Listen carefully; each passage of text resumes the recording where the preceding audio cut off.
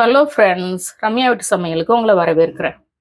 இன்றைக்கு ரம்யா வீட்டு சமையலில் என்ன பார்க்க போகிறோம் அப்படின்னா, ஒரு முட்டை தொக்கு தான் பார்க்க போகிறோம்.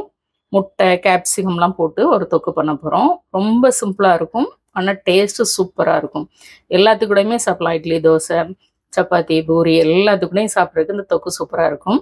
வாங்க இந்த தொக்கு எப்படி செய்யலாம் அப்படின்றத நான் இதுக்கு இன்றைக்கு 4 முட்டை எடுத்துருக்கேன். நீங்கள் அதிகமான அளவு முட்டை எடுக்கிறதா இருந்தால் நீங்கள் வந்து எல்லாமே அளவை கூட்டிக்கோங்க. வெங்காயம், தக்காளி அளவுக்குள்ளே கூட்டிக்கோங்க. இல்லை 2 முட்டை எடுக்கிறதா இருந்தால் அளவு குறைச்சிக்கோங்க. 4 முட்டை வந்து ஒரு 3 பேருக்கு தாராளமாக போதும். ஒரு 4 டீஸ்பூன் அளவுக்கு எண்ணெய் சேர்த்துருக்குறேன். கடைசிலையும் ஒரு 2 டீஸ்பூன் சேர்ப்பேன். அதனால இப்போ ஒரு 4 டீஸ்பூன் சேர்த்துருக்கு. இதில் எடுத்ததுமே புதினா இலை தான் போடுறேன். 2 பச்சை மிளகாய் நறுக்கி சேர்த்துக்கோங்க. புதினா இலைகள் நல்லா பொரியுது. நல்லா பொரிஞ்சதும் நான் வெங்காயம் ஒரு 150 கிராம் சேர்த்துருக்கிறேன். அந்த 4 முட்டை. இந்த வெங்காயத்தை நல்லா பொரிய விடலாம். நல்லா ப்ரௌன் கலர்ல பொரிஞ்சு வரட்டும். வெங்காயம் நல்லா வதங்கிருச்சு. இந்த அளவுக்கு பொரிய விட்டுருங்க. இதுல இப்ப நம்ம வந்து 1 டீஸ்பூன் அளவுக்கு காஷ்மீரி மிளகாய் தூள் சேர்த்துருக்கிறேன்.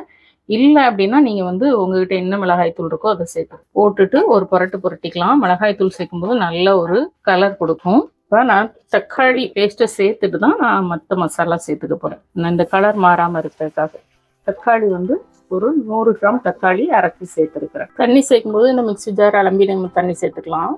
மிக்ஸி ஜாரில் இருந்து பேஸ்ட் எல்லாத்தையும் போட்டாச்சு. 100 கிராம் தக்காளி போதுமானதாக இருக்கும் இந்த 4 முட்டைக்கு.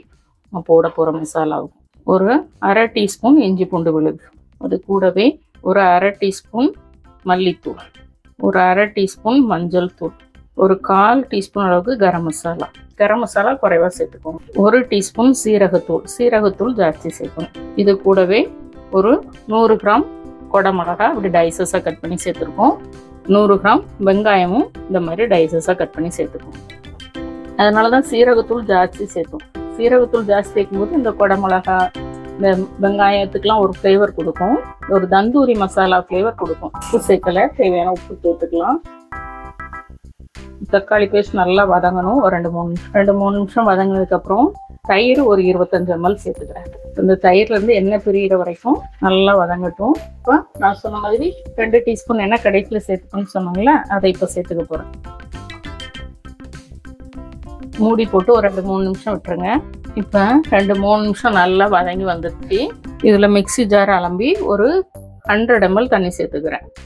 ரொம்ப தண்ணியாக இருக்கக்கூடாது. இந்த கிரேவி சேர்த்ததுக்கு அப்புறம் உப்பு செக் பண்ணிக்கோங்க. நம்ம முட்டைகளை சின்ன ஒவ்வொரு முட்டையும் நான் 4 பீசஸாக கட் பண்ணி வச்சுருக்கேன். இப்படி அடுக்கிக்க போகிறேன். ரவுண்டாக உங்களுக்கு எக் கட்டர் இருந்ததுன்னா அதில் வந்து நீங்கள் வந்து சேர்த்துக்கோங்க.